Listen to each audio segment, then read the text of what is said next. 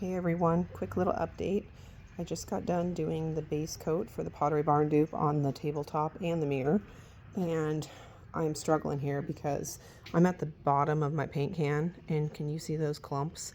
There was a whole lot more, and it was just not going on pretty. So I may have to go get another can of paint mixed up and get rid of this one because it didn't matter. I stirred it up well and it didn't matter. It was pretty clumpy. So that's a little frustrating because here I thought, I'm trying to get this project done because it's been so long, but it is what it is. Sometimes you run into hiccups like that, and I want it to look good. I don't want it to be, clumps of paint and the finish to be off and all that. So I did do that lip. I had it flipped over on the tabletop.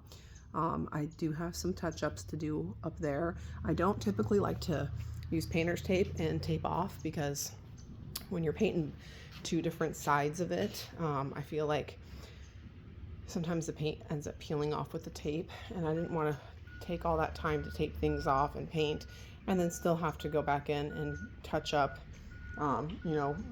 really well with the other paint. So I just had it flipped over on the top of that table and used a little brush and worked my way around carefully.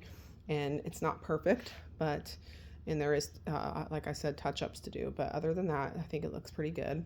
Over here, I have the frame, and I did prime it. I painted it. I struggled with this one too.